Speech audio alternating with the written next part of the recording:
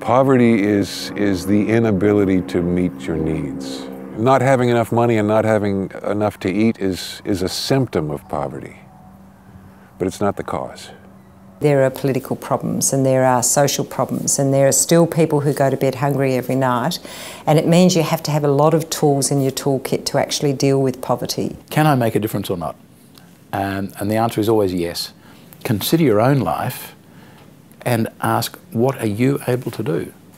And the worst choice is to say, although I'm able to do something, I'll do nothing. Everyone has to do their bit in the area that they're passionate about. If Australia is to play its full role, then governments have a part in that role.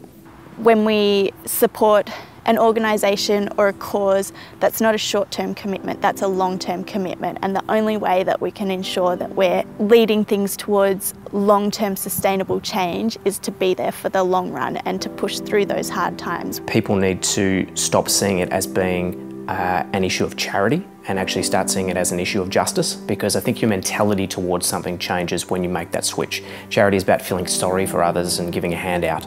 Justice is about realising that there's something fundamentally wrong with the current situation and that it needs to change.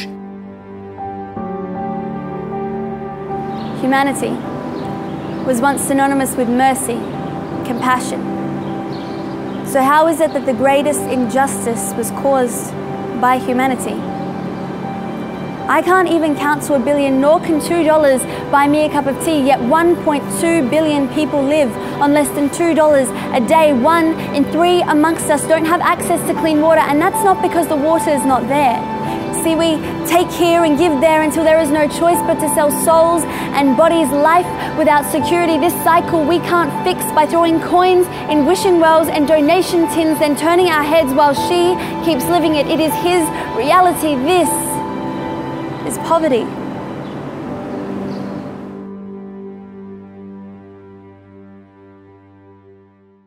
You know, you could be of a community that is denied access to basic needs, denied access to education, denied access to healthcare, denied access to mobility, denied access to jobs or things like that. You could have, you could have a income or assets well over all these different standards of $1 a day or $2 a day. But if your children don't have access to the education that they need to build a better future, if you don't have access to jobs, if you can't move to cities if you so choose or things like that, then you're deprived of the ability to improve your situation. And that's at the heart of the way that I understand poverty. It's a lack of access to like basic human rights. It's like not having access to clean drinking water, first and foremost.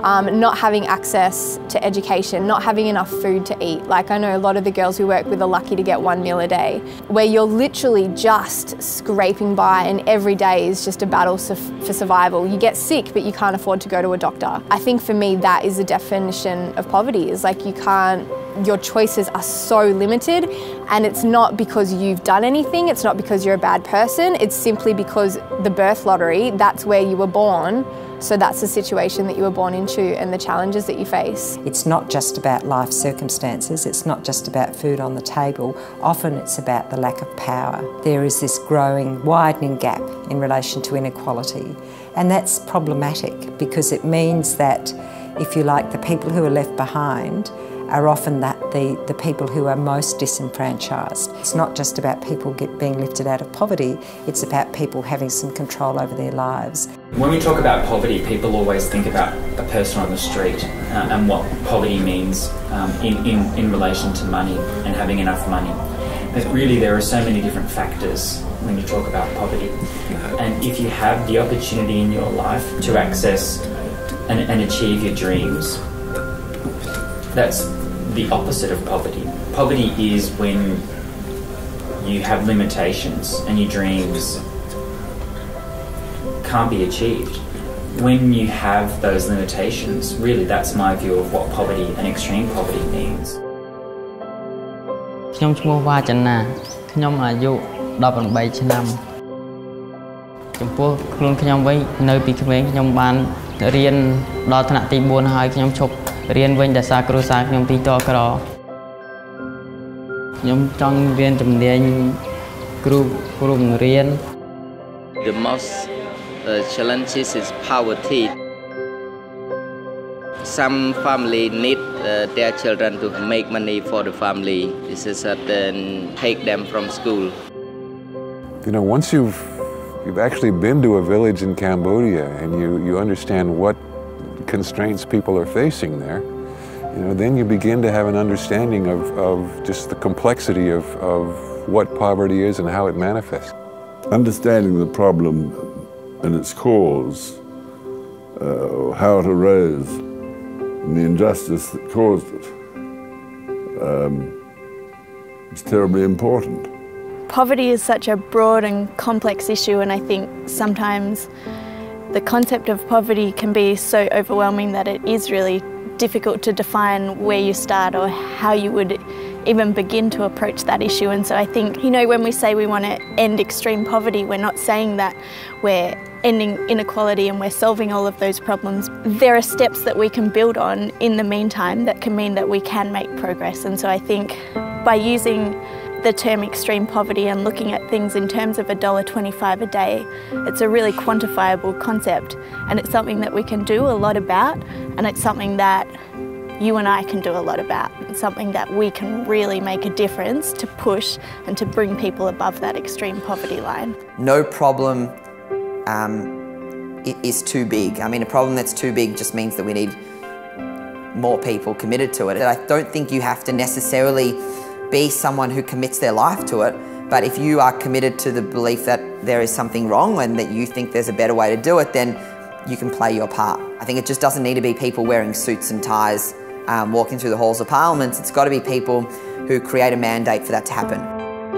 People ought to be optimistic. Young people especially ought to be optimistic. When there's no point in not being. It makes life too miserable. You know, what's the point?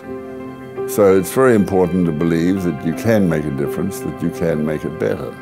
One of the great observations in this area is was Arundhati Roy. She said, "A thing once seen cannot be unseen, and if you've seen a great moral wrong, to remain silent is as much a political choice as to act against it."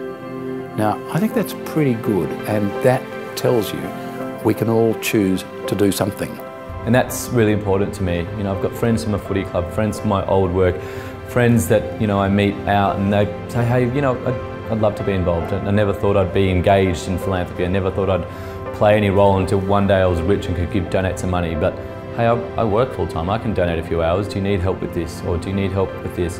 And it's just really inspiring to see so many gifted Australians that thought they'd never be engaged in this sector put their hand up and play their role. Let's find a way that we can actually connect to the mainstream, to people who normally wouldn't care about this, to people that we don't associate as being part of the movement, the sort of anti-poverty movement, to our friends who always questioned why it would be that we'd spend so much time doing this, to the people that you would like to invite along to events but never do. Like, if this is going to actually happen, we need to fundamentally change, I think, the way that we're looking at it and change our approach. And if we do that, then we will be, I think, surprised and unbelievably excited by the results.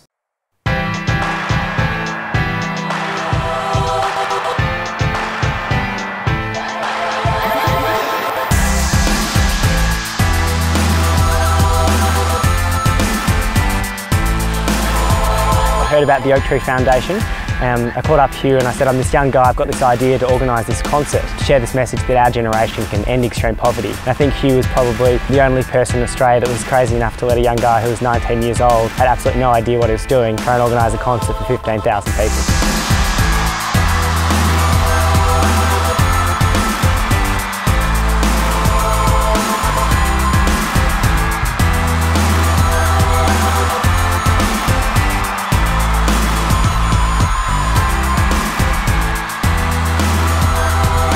We just tossed around different ideas about how we could end global poverty, and I challenged Rich to live on the extreme poverty line for, it was a month to start with.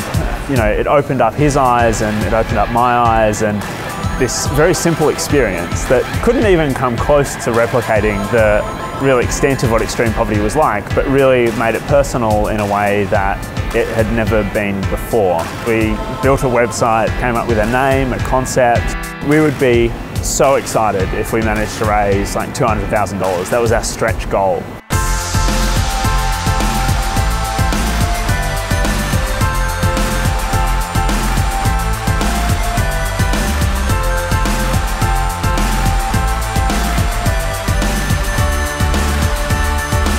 A group of us decided that we would meet with Australia's political leaders and road trip in buses to Canberra. Surprisingly, the politicians that we met with had literally never ever met with young Australians who'd come all the way to Parliament House to talk about issues beyond themselves. It would spark a movement that has hit the road time and time again.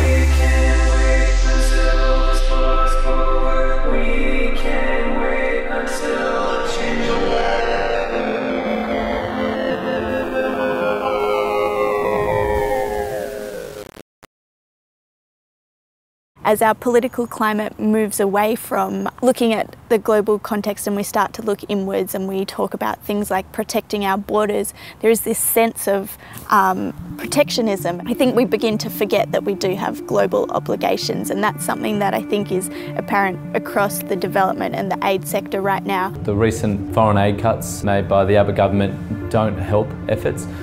When you're talking about major cuts to future projections of our DFAT expenditure, it doesn't contribute to this vision that we all share of ending extreme poverty. There's something terrible happening in the world, and not enough people care about it right now, to the extent that many modern governments, there's no compulsion for them to act. We have to take responsibility ourselves and say, well, we haven't done a good enough job at educating, informing or empowering the people so that there are votes in making those changes, there is popularity in being a good person, and that there is power to be won if you do the right thing by humanity.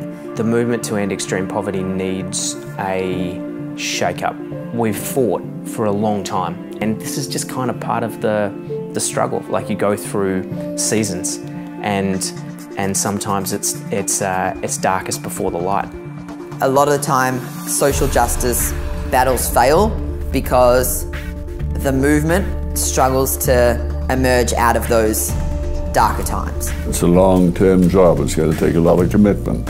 It's always possible to challenge the established order. In today's Australia, there is a greater opportunity for that to happen than ever before, because there is greater disenchantment than at any time since the Federation of Australia.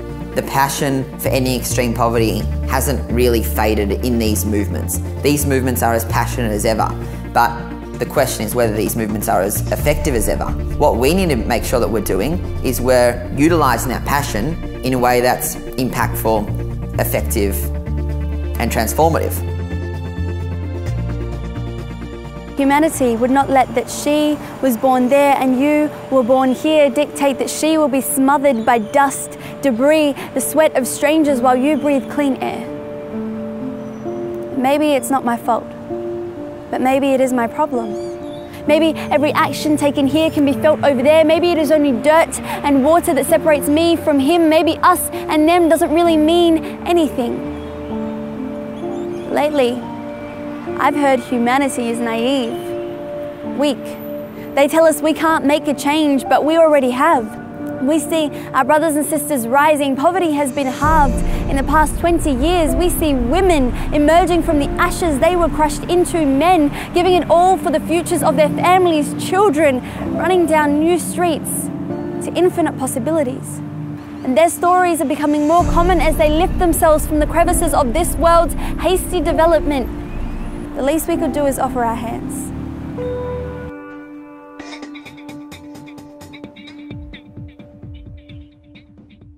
After the Pol Pot regime, that the education in Cambodia started from zero, where we lost all the educators. Many of them got killed, and the school building was destroyed. This school, before BSI started in 2011, the school, what we call that time, is a dying school. Now, during the meeting with the parents, we could see clearly that their enthusiasm when sending their children here. នាងខ្ញុំជាមួយយន់ចាំដាលេនមានអាយុ19ឆ្នាំរៀននៅថ្នាក់ទី9នៃអាយុវិទ្យាល័យអនុវត្តហ៊ុនសែនពេលយើងមានការងារទៅយើងមានភាពប្រាស់ប្ដូរចាគាត់ចង់ឲ្យខ្ញុំមករៀនចង់ឲ្យខ្ញុំរៀនឲ្យចប់ឲ្យមានការងារធ្វើច្បាស់លាស់ឲ្យយើងមានថាឲ្យយើងមានគេឈ្មោះថាយើងមករៀនឲ្យច្បាស់លាស់ហើយយើងមករៀនកុំឲ្យយើងទៅដើរលេងណាអញ្ចឹង We want the model of demonstration school to be replicated elsewhere in Cambodia. We cannot develop the country without thinking about the human resource.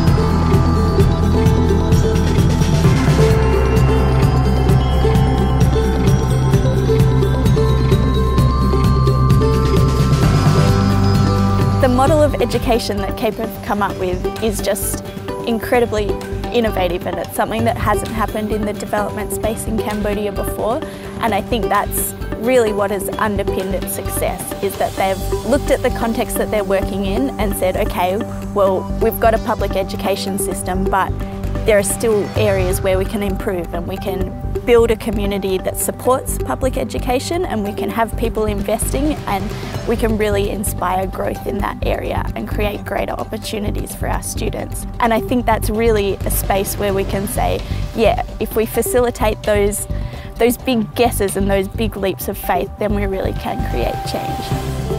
We believe that education changes everything, and that's not just in the third world, that's everywhere. Part of the work that we do is we offer scholarships to girls who are in really vulnerable situations, and we give them everything they need to go to school. So like books, bags, uniforms, school fees, get her back in school. As soon as she's back in school, she's going to earn more money, she can take care of herself, she understands her body, she can choose who she's going to marry. So something as simple as like an extra year of schooling can make a massive difference for a girl. And that's something that's so simple and so basic and so affordable that we can do. And that's just, you know, that's just the tip of the iceberg, really. Change can come in our daily lives through habitual change, or it can come through joining movements. And you don't necessarily have to dedicate your life to a movement, just become part of a movement. You can be a supporter, you can give whatever time you have. We say whether you're 5 years old or 95 years old, you can engage in philanthropy, you can contribute to change.